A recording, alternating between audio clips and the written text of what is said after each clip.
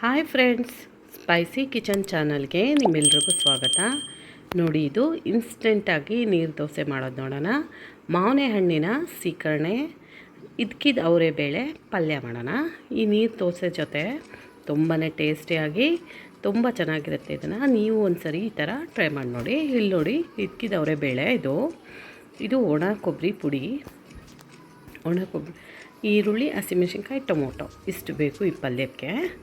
ಇದಕ್ಕೊಂದು ಮಸಾಲೆ ಮಾಡ್ಕೊಳ್ಳೋಣ. ಈ ಒಣ ಕೊಬ್ಬರಿನ ಒಂದು ಜಾರಿಗೆ ಹಾಕ್ಕೊತಾ ಇದ್ದೀನಿ. ಪುಡಿನ ಹಾಕ್ಕೊಂಡು ಇದಕ್ಕೆ 1 ಇಂಚಷ್ಟು ಚಕ್ಕೆ, ಲವಂಗ 4, ಶುಂಠಿ, ಬೆಳ್ಳುಳ್ಳಿ, ಅರ್ಧ ಈರುಳ್ಳಿ, ಅರ್ಧ ಟೊಮೊಟೊ ಇಷ್ಟನ್ನು ಹಾಕ್ಕೊಂಡು ನೈಸಾಗಿ ಪೇಸ್ಟ್ ಮಾಡ್ಕೊಂಡಿದ್ದೀನಿ. ಇದನ್ನು ಒಂದು ಕುಕ್ಕರ್ ಇಟ್ಕೊಂಡು 3 ಸ್ಪೂನ್ ಆಯಿಲ್ ಹಾಕ್ಕೊಂಡು ಇದು ಹಿಕ್ಕಿದವರೆ ಬೇಳೆ, ಒಂದು ಸ್ವಲ್ಪ ಕೊತ್ತಂಬರಿ ಪುಡಿ 1 ಸ್ಪೂನು, ಉಪ್ಪು ಇಷ್ಟನ್ನು ಹಾಕ್ಕೊಂಡು ಫ್ರೈ ಮಾಡ್ಕೊತಾ ಇದ್ದೀನಿ. ಇದಕ್ಕೆ ನಾನು ಖಾರದ ಪುಡಿ ನೋಡ್ಬಿಟ್ಟು ಹಾಕ್ತೀನಿ. ಖಾರ ಹಸಿಮೆಣಸಿನ್ಕಾಯಿ ಹಾಕಿರೋದ್ರಿಂದ ಈ ಮಸಾಲಾನ ಈಗ ಹಾಕ್ತಾಯಿದ್ದೀನಿ. ಹಾಕ್ಬಿಟ್ಟು ಚೆನ್ನಾಗಿ ಮಿಕ್ಸ್ ಮಾಡಿಕೊಂಡು 1-2 ನಿಮಿಷ ಫ್ರೈ ಮಾಡಿಕೊಂಡು ನೀರು ಹಾಕ್ಬಿಟ್ಟು ಕುಕ್ಕರ್ ಮುಚ್ಚಿಬಿಟ್ಟು 1 ವಿಸಿಲ್ ಬರ್ಸ್ಕೊಟ್ರೆ ಇಕ್ಕಿದ ಅವರೆಬೇಳೆ ಪಲ್ಯ ತುಂಬಾ ಈಸಿಯಾಗಿ ಫಾಸ್ಟಾಗಿ ರೆಡಿ ಆಯ್ತು. ನೋಡಿ, ಈಗ ನೋಡಿದೆ, ನನಗೆ ಸ್ವಲ್ಪ ಖಾರ ಬೇಕನ್ನಿಸ್ತು.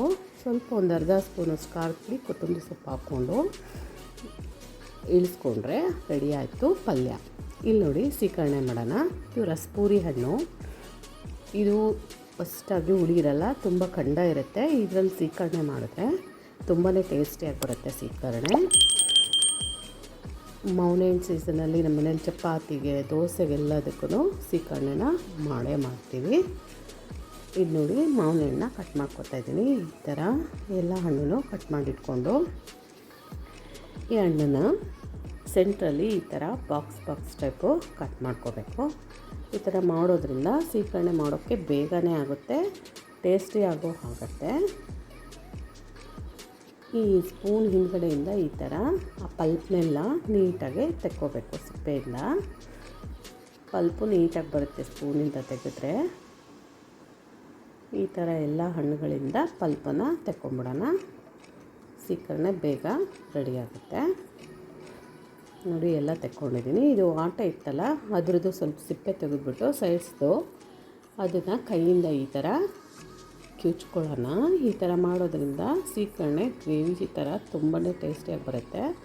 ಇದಕ್ಕೆ 1-2-3 ಸ್ಪೂನ್ ಬೆಲ್ಲ, ಸಕ್ಕರೆ, ಒಣ ಕೊಬ್ಬರಿ ಹಾಕ್ತಾಯಿದ್ದೀನಿ ನಾನು. ಇಷ್ಟ ಇರೋರು ಹಸಿ ಕಾಯಿ ತುರಿನೂ ಹಾಕ್ಕೋಬೋದು. ಇದು ನೋಡಿ, 1 ಸ್ಪೂನ್ ಗಸಗಸೆ. ಇದನ್ನು ಸ್ವಲ್ಪ ರೋಸ್ಟ್ ಮಾಡ್ಕೊಳ್ಳೋಣ. ಇದೇ ಬೇಗ ರೋಸ್ಟ್ ಆಗುತ್ತೆ. ಸ್ವಲ್ಪ ಹೊತ್ತು ಆಡಿಸಿದ್ರೆ ರೆಡಿ ಆಗುತ್ತೆ. ಹುರ್ಕೊಂಡು ಕೆಂಪಾಗಿ ಈ ಸೀಕರಣೆಗೆ ಮಿಕ್ಸ್ ಮಾಡ್ತಾಯಿದ್ದೀನಿ. ಇಲ್ಲಿ ಏಲಕ್ಕಿ ಪುಡಿ ಹಾಕ್ತಾಯಿಲ್ಲ ನಾನು. ನಿಮಗೆ ಬೇಕಿದ್ದರೆ ಹಾಕ್ಬೋದು. ಏಲಕ್ಕಿ ಪುಡಿ ಹಾಕಿಲ್ಲ ಅಂದರೆ ಮಾವಿನ ಫ್ಲೇವರೇ ಚೆನ್ನಾಗಿರುತ್ತೆ, ಹಾಗಾಗಿ ಹಾಕಿಲ್ಲ. ಇದು ನೋಡಿ, ನಾರ್ಮಲ್ ಅಕ್ಕಿ ಹಿಟ್ಟು. ಇದು ರೇಷನ್ ಅಕ್ಕಿ ಹಿಟ್ಟಾದರೂ ಹಾಕ್ಬೋದು, ರೆಡಿಮೇಡ್ ಅಕ್ಕಿ ಹಿಟ್ಟಾದರೂ ಹಾಕ್ಬೋದು. ಈ ಹಂಸ, ಜಯ ಅಕ್ಕಿ ಅಂತ ಎಲ್ಲ ಬರುತ್ತೆ, ದಪ್ಪ ಅಕ್ಕಿ, ಅದರಿಂದ ಬಿಡಿಸಿರೋ ಅಕ್ಕಿ ಆದರೂ ಹಾಕ್ಬೋದು. ಆ ಹಿಟ್ಟು ಹಾಕ್ಕೊಂಬಿಟ್ಟು ನೋಡಿ, ಉಪ್ಪು ಹಾಕ್ಕೊಂಡು ಈ ಥರ ಸ್ವಲ್ಪ ನೀರು ಹಾಕ್ಕೊಂಡು ನಾದ್ಕೋಬೇಕು. ತುಂಬಾ ಚೆನ್ನಾಗಿ ರೊಟ್ಟಿ ಹಿಟ್ಟು ಥರನೇ ಇದನ್ನು ನಾದ್ಕೋಬೇಕು. ಸ್ವಲ್ಪ ಬೇಕಾದಷ್ಟು ನೀರು ಹಾಕ್ಕೊಂಡು ಕಲಿಸ್ಕೋಬೇಕು. ಇದನ್ನು ಒಂದೇ ಸರಿ ನೀರು ಹಾಕ್ಬಿಟ್ರೆ ಹಿಟ್ಟೆಲ್ಲ ಗಂಟಾಗ್ಬಿಡುತ್ತೆ. ಈ ಥರ ಕಲಿಸ್ಕೊಂಡು ಚೆನ್ನಾಗಿ ಕಲಿಸ್ಕೋಬೇಕು. ನೋಡಿ, ಈಗ ಇದು ದೋಸೆ ಹಿಟ್ಟು ಅದಕ್ಕೆ ರೆಡಿ ಆಯಿತು. ಈ ಥರ ಇರಬಾರ್ದು, ಇದು ಇನ್ನೂ ತೆಳುವಾಗಿರಬೇಕು. ನೀವು ದೋಸೆ ಹಿಟ್ಟಿನ ಥರ ನೋಡಿ, ತೆಳುವಾಗಿದೆ. ಈ ಥರ ಲೋಟದಲ್ಲಿ ಹಾಕಿದ್ರೆ ದೋಸೆ ಚೆನ್ನಾಗಿ ಬರುತ್ತಿದ್ದು. ಲೋಟದಲ್ಲಿ ಚೆನ್ನಾಗಿ ಮೇಲಿಂದ ಕೆಳಗೆ ಮಿಕ್ಸ್ ಮಾಡಿಕೊಂಡು ಪ್ರತಿ ದೋಸೆಗೂ ಮಿಕ್ಸ್ ಮಾಡಿ ಹಾಕ್ಬೇಕು. ಇದನ್ನು ಗಟ್ಟಿ ಇರೋದೆಲ್ಲ ತೆಲದಲ್ಲಿ ಕೂಡ್ಬಿಡುತ್ತೆ, ಅದಕ್ಕೋಸ್ಕರ ನೋಡಿ ಈ ಥರ ಕಬ್ಬಣದ ಹೆಂಚಿದ್ದು ಚೆನ್ನಾಗಿ ಕಾಯಿಸ್ಕೊಂಡು ಆಯಿಲ್ ಹಚ್ಕೊಂಡು ಈ ಥರ ಹಾಕ್ಕೊಂಡು 1-2-3 ಸೆಕೆಂಡಿಗೆ ಬೆಂದ್ಬಿಡುತ್ತೆ. ಇದು ಬೆಂದಾದ್ಮೇಲೆ ಇನ್ನೊಂದು ಕಡೆ ಟರ್ನ್ ಮಾಡಿಕೊಂಡು ಅಲ್ಲಿ ಸ್ವಲ್ಪ 1-2-3 ಸೆಕೆಂಡು ಬೇಯಿಸ್ಕೋಬೇಕು. ಇದನ್ನು ಸ್ಮೂತು ಅಲ್ಲ, ಕ್ರಿಸ್ಪು ಅಲ್ಲ, ಆ ಥರ ತುಂಬಾ ಟೇಸ್ಟಿಯಾಗಿರುತ್ತೆ ಈ ದೋಸೆ. ಟೇಸ್ಟೂ ಚೆನ್ನಾಗಿರುತ್ತೆ. ಇನ್ಸ್ಟೆಂಟ್ ನೀರು ದೋಸೆ ನೋಡಿ. ಇಲ್ಲಿ ಮಾವಿನ ಹಣ್ಣು ಸೀಕರಣೆ ಜೊತೆ ಸರ್ವ್ ಮಾಡ್ಕೊಂಡು ತಿಂದರೆ ತುಂಬಾ ಟೇಸ್ಟಿಯಾಗಿರುತ್ತೆ. ನೀವು ಒಂದ್ಸರಿ ಈ ಥರ ಟ್ರೈ ಮಾಡಿ ನೋಡಿ. ನನ್ನ ವಿಡಿಯೋಸ್ ಇಷ್ಟ ಆದರೆ ಲೈಕ್ ಮಾಡಿ, ಶೇರ್ ಮಾಡಿ, ಪ್ಲೀಸ್ ಸಬ್ಸ್ಕ್ರೈಬ್ ಮಾಡಿ.